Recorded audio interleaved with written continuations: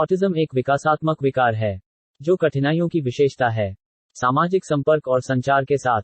एक विकार जो मस्तिष्क के विकास के दौरान होता है और एक व्यक्ति के सामाजिक व्यवहार और अंतःक्रियाओं को भी प्रभावित करता है। ऑटिज्म आनुवंशिक और पर्यावरणीय कारकों के संयोजन से जुड़ा हुआ है। चिकित्सा ज्योतिष में हम पढ़कर ऑटिज्म के ग्रहीय कारणों का पता लगा सकते हैं जन्म कुंडली सूक्ष्मता से, क्योंकि ज्योतिष के अनुसार हर घटना के पीछे ग्रह होते हैं। आत्मकेंद्रित या विकास के मुख्य ज्योतिषीय कारणों का पता लगाने के लिए लग्न, द्वितीय भाव और तृतीय भाव का अध्ययन महत्वपूर्ण है। इसके साथ ही बुध ग्रह का अध्ययन भी महत्वपूर्ण है।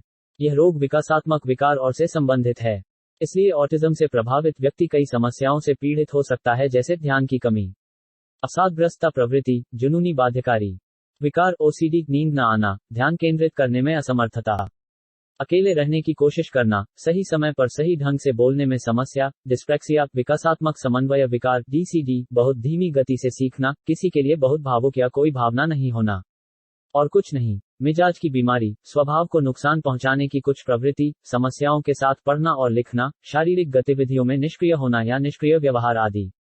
ये लोग सामाजिक होने से हिचकिचाते हैं क्योंकि उनके मन में हमेशा एक डर रहता है और यह उनके स्वभाव को और अधिक जटिल बना देता है। तो पहला घर, दूसरा घर और तीसरा घर में जन्म कुंडली का आत्मकेंद्रित रोग से बहुत गहरा संबंध है। यहाँ यह भी ध्यान दिया जाना चाहिए कि समस्या की गंभीरता कुंडली में पाप ग्रहों की शक्ति और स्थिति पर निर्भर हो सकती है। आत्मकेंद्रित या विकास के लिए कोई एकल उपचार आहार नहीं है, जैसा कि रोग का कोई निश्चित कारण नहीं है, इसलिए इस समस्या का समाधान इस बात पर निर्भर करता है कि कौन से ग्रह जीवन में समस्याएं पैदा कर रहे हैं और उस ग्रह की तीव्रता क्या है। मुद्दे जन्म कुंडली में घरों पर भी निर्भर करते हैं, इसलिए यदि कोई बच्चा ऑटिज्म से गुजर रहा है तो वह किसी विशेष अवधि के लिए हो सकता है या फिर यह लंबे समय तक जीवन भी हो सकता है। सब कुछ कुंडली में ग्रहों की स्थिति पर निर्भर करता है।